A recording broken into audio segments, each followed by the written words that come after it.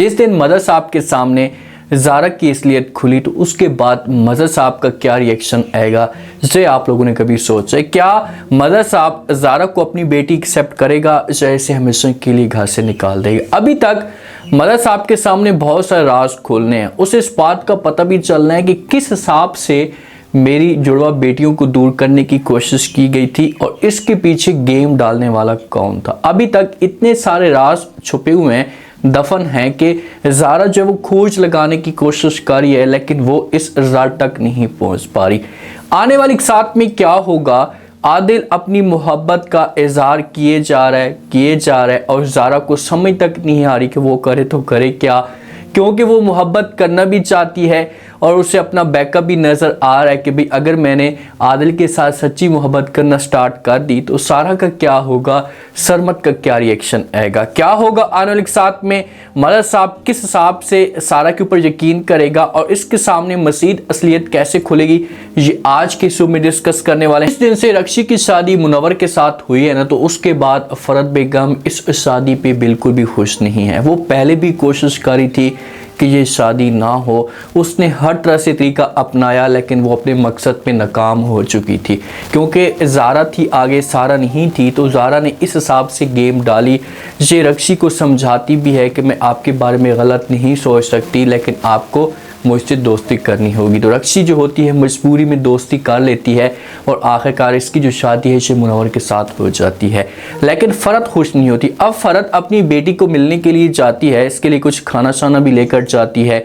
वहाँ का माहौल देखती है तो उसे बिल्कुल भी अच्छा नहीं लगता, क्योंकि फरहत की सोच थी कि मैं रक्षी की शादी ऐसी जगह पर करवाऊँगी जहाँ पर सुकून होगा, पैसे वाला इसका हस्बैंड होगा, कोई टेंशन नहीं होगी। लेकिन मुनव्वर के पास तो इतना पैसा नहीं है और वो अयाश किस्म का इंसान है।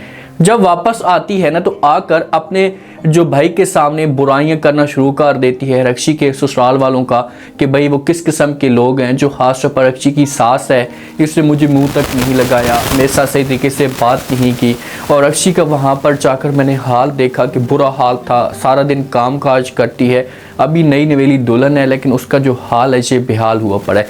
ये अपनी तरफ से बातें बना कर देती है अपने भाई को और ऐसी जो वो बातें कर रही होती है। अब भाई को तो इस बात का ऐसा ऐसा पता लगना शुरू हो चुका है कि भाई घर के अंदर जो माहौल बिगड़ा हुआ था वो किस वजह से बिगड़ा हुआ था और उसके पीछे कौन सी औरत मुलविस थी। ये खाने की टेबल पे बैठे होते हैं तो फरहत जो वो सलमा को कहती है कि सलमा मुझे पानी तो पिला दो, मैं थकी हुई हूँ। तो आगे से मदर साहब कहते हैं कि सब्र करें। सलमा को जब वहीं पर रोक लेता है और सबको कहता है कि खाना स्टार्ट करें और आपके पास हाथ हैं, आप उठें और उठकर जो खुद पानी उठा लें और पानी पिए और थोड़ा सा आराम के साथ सांस पी लें, क्योंकि आप थकी हुई हैं तो जल्दी में आकर पानी स्टार्ट कर देंगी या खाना स्टार्ट कर देंगी तो आपकी हालत जो है वो बिगड़ सकती है।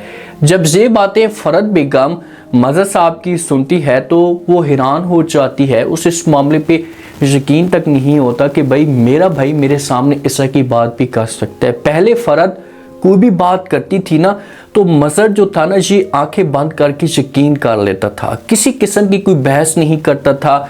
फरहत कहती थी कि कांट चिट्टा है ना, तो मदर साहब कहता था कि जी बिल्कुल कांट चिट्टा है। वो बहस नहीं करता था, हाँ में हाँ मिला देता था और फरहत ने इसी वजह से इस पूरे के पूरे घर को, पूरे के पूरे ख़ानदान को बर्बाद करके रख दिया था। आज पहला रिएक्शन जो है फरहत के सामने आना शुरू हो चुका है, तो फरहत की रातों की जो नींदें हैं ये ख़राब होना शुरू हो जाएंगी। फरहत ये समझेगी कि आज सब कुछ सारा की वजह से हो रहा है, क्योंकि रक्षी का जो सारा का सारा बोझ होता है ये सारा के ऊपर लगा देती है कि भाई सारा की वजह से मेरी बेटी इस वक्त मुश्किल में पड़ी हुई है। सलमा को भी थोड़ा सा जो है वो कॉन्फिडेंस मिलता है कि चलो मेरा जो हस्बैंड है इसे मेरी सपोर्ट कर रहा है, जैसे पहली दफ़ा इसने जो मेरे साथ दिया है, तो ऐसा से खुश भी होती है अंदर से।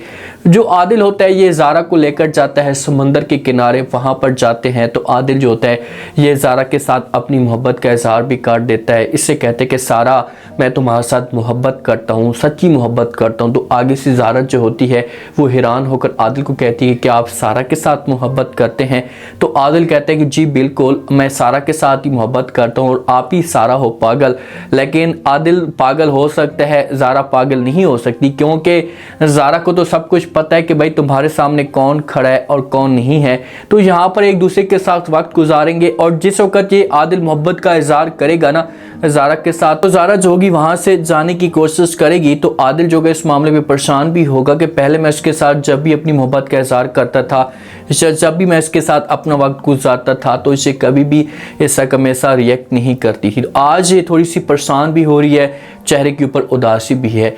ज़ारा को सिर्फ और सिर्फ यही परेशानी खाई जा रही है कि वो किस हिसाब से आदिल के साथ आगे बढ़े। अगर ये आदिल के साथ आगे बढ़ती है तो समझो कि इसकी बहन भी चली जाएगी और इसकी जो साबका मोहब्बत है सरमत वाली, वो भी हमेशा के लिए इससे दूर चली जाएगी। जिस वक्त आदिल और सारा यहाँ से निकलते हैं ज़ारा, तो जो फ़रद बेगम होती है ये माहौल देख लेती है, तो ये फ़ौरन जाती है अपने भाई के पास। अपने भाई के पास जिस वक्त जाती है उसके सामने जो है वो इस हिसाब से बढ़ा चढ़ा कर बातें करती है कि भाई को गुस्सा आएगा और भाई जो होगा से फिर सारा के ऊपर गुस्सा करेगा, इसे रोकेगा और आदिल से दूर करने की कोशिश करेगा। फ़रद बेगम जो थी ये बात करती है अपने भाई को, कहती है कि आदिल और सारा जो वो कितने एक दूसरे के साथ अच्छे लगते हैं। अभी ये दोनों बाहर जा रहे थे घूमने के लिए, तो मैंने इन दोनों को देखा, मेरे दिल को सुकून भी मिला, मेरे दिल को खुशी भी मिली। तो ये बातें जैसी मज़हर सुनता है, तो अब जो फ़रद का मकसद था बात करने का, तो मज़हर को भाई गुस्सा आएगा और वो ये सारा को रोकेगा। लेकिन जहाँ पर मज़हर जो होता है ये किसी किस्म का कोई भी रिएक्शन नहीं देता। इसकी जो सोच होती है, इससे चेहरे के जो तसरात होते हैं ये पॉजिटिव होते हैं। तो फ़रद जहाँ से भी मुकम्मल तौर पर नाकाम हो जाती है। अब से अपने रूम के अंदर जाएगी, हैरान और परेशान हो जाएगी कि आखिरकार अब क्या किया जाए। मैं कोई भी बात करने की कोशिश करती हूँ, पहले करती थी तो मेरी बात मानी जाती थी, अब मैं कोई बात करती हूँ तो मेरी बात को एक्सेप्ट नहीं किया जाता। तो इसके दिमाग के अंदर जो होते हैं से अजीब तरह के प्लान आएंगे। शेख कोई ना कोई नई गेम डालने की कोशिश करेगी और किसी भी तरह से आदिल को सारा से दूर करेगी। ये चाहती है कि आदिल और सारा की शादी कभी भी ना हो।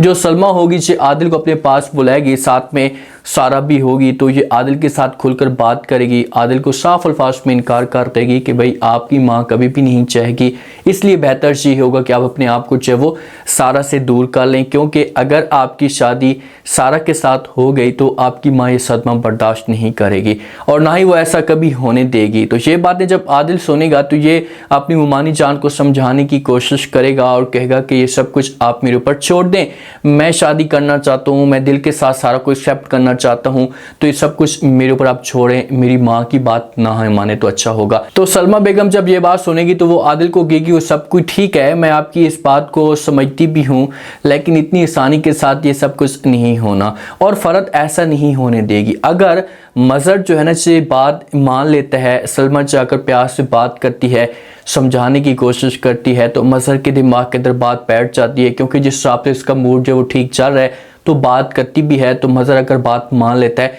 तो फ़रद जो होगी जी अपने भाई को रास्ते से हटाने की कोशिश भी करेगी। अब रह गई ये बात कि भाई अगर मज़हर के सामने ये असलियत खुलकर आती है कि भाई सारा और ज़ारा दोनों बहनें हैं और इस घर के अंदर ज़ारा मौजूद है, तो उसके बाद इसका जो रिएक्शन होगा ये क्या आएगा। पहले तो ये कभी भी इस बात के ऊपर यकीन नहीं करेगा। फिलहाल तो 8 से 10 एपिसोड जो होंगी ना, ये मज़हर जो होगा ये सारा को हर लिहाज से जो वो ब्लैकमेल करने की कोशिश करेगा, इसके ऊपर गुस्सा करेगा, बार बार रोकेगा, लेकिन ऐसा ऐसा जब इसके सामने असलियत आएगी ना, इसे सब कुछ पता लगेगा, तो फिर ये अपनी बहन के साथ नफरत करेगा। अभी तक तो ज़ारा के सामने भी ये असलियत खुलकर नहीं आई, हम दोनों बहनों को किस हिसाब से जुदा किए गया और मकसद क्या था जुदा करने का, तो ये सारे के सारे राज अभी खुलने हैं और जिस दिन ये राज खुल गए तो उस दिन फ़रद बेगम की शामत आ जानी है। उम्मीद है आज का रिव्यू, आज का टीजर आप लोगों को पसंद आया होगा। आपने कमेंट सेक्शन में लास्ट में बताया आपको क्या लगता है क्या नेक्स्ट आने वाले के साथ में। जो फ़रद ने अपने भाई के सामने ये बात की है कि भाई दोनों बहुत अच्छे लगते हैं, तो क्या यहाँ पर जब वो मज़हर ये बात कर सकते हैं अगर अच्छे लगते हैं तो हम इनकी शादी करवा देते हैं। अगर इस तरह की कोई बात करता है तो फिर फ़रद क्या करेगी, और अगर गुस्सा करता है और ये ज़ारा को रोकता है कि भाई आप आदिल के साथ नहीं जाएंगी, तो क्या ज़ारा जो होगी अपने वालिद की बात मान पाएगी। लास्ट में फीडबैक दें और सब्सक्राइब भी लास्ट में कर दें। शुक्रिया।